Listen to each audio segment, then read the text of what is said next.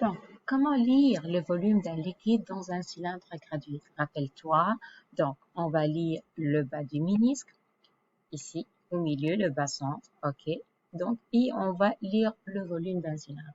Mais pour le lire, je dois savoir cette petite bande ici, ou cette petite division, elle occupe combien de volume? Donc, je dois savoir son volume. Donc, première chose, lorsqu'on va lire le volume d'un liquide, qu'est-ce qu'on doit faire? C'est qu'on doit déterminer le volume de la petite graduation. Comment faire? C'est simple, on va prendre deux valeurs, une qui est grande, une qui est petite, donc je l'appelle volume supérieur et volume inférieur, et je vais compter le nombre de bandes entre les deux. Par exemple, ici, j'en ai une, 2, 3, 4, 5, 6, 7, 8, 9 et 10. Donc, j'ai 10 divisions qui séparent mes deux valeurs. Ça va donner quoi? Donc, le volume, je vais écrire petite ici pour P pour petite, graduation ou division. Ça va me donner quoi? 20, je m'excuse, 30 millilitres moins 20 millilitres divisé par le nombre de divisions qui est égal à 10.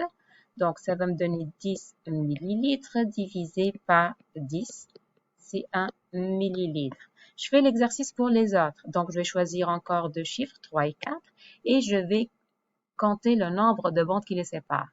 Donc, j'en ai 1, 2, 3, 4 et 5. Donc, je vais faire volume petite graduation. Ça va me donner encore 4 millilitres moins 3 millilitres divisé par 5 et ça va me donner 1 millilitre divisé par 5, ça va être égal à 0,2 millilitres. Et je vais faire le même exercice ici. Je peux choisir 25 et 20. Donc, je vais l'écrire ici en haut, ça va être plus simple.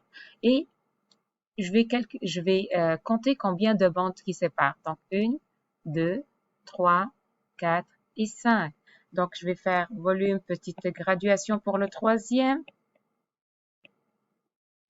est égal à 25 millilitres moins 20 millilitres divisé par 5 le nombre de divisions. Ça va donner 5 millilitres divisé par 5 est égal à 1 millilitre. Et c'est la même chose pour le dernier exercice. Donc, je vais faire juste à côté. Donc, volume de petite graduation.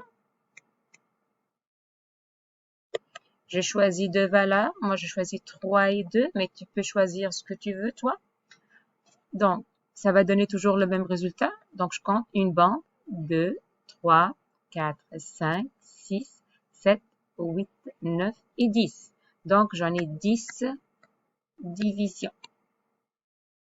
Je remplace, j'en ai 3 millilitres moins 2 millilitres divisé par 10 est égal à 1 millilitre divisé par 10, ça va me donner 0,1 millilitre. Donc, une fois que j'ai déterminé le volume de ma petite graduation, je serai capable de lire le volume. Donc, je sais que chaque bande a un volume de 1 millilitre. Donc, ici, j'ai combien? 20, 21, 22, 23, 24, 25, 26, 27. N'oublie pas de marquer toujours l'unité. Par la suite, j'ai le deuxième. Encore là, je vais lire le ménisque, vous voyez, mais là, c'est un peu différent parce qu'en fait, mes deux valeurs se trouvent entre deux bandes. Elles se trouvent en milieu. C'est quoi? Qu'est-ce qu'on doit faire? On doit faire la moyenne des deux valeurs. Donc, je sais que chaque bande ou chaque graduation, elle a un volume de 0,2 millilitres. Donc, celle-là, c'est 0,2, 0,4, 0,6. Celle-là, c'est 0,8.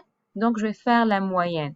0,6 plus 0,8 divisé par 2. Ça va me donner 0,7 millilitres. Même chose ici, 20 et 25. Vous voyez que ça se trouve entre les deux. Donc, je vais faire la moyenne. Et ici, ça, c'est 24. Ça, c'est 23. Donc, la moyenne, c'est quoi? 24 plus 23. divisé par 2, ça donne 23,5 millilitres. Encore là, même chose pour le 1. Donc ici, tantôt, on a dit que chaque graduation, c'est 0,1, 0,1, 0,2, 0,3, 0,4, 0,5, 0,6, 0,7, 0,8 ici. Et la suivante, c'est 0,9.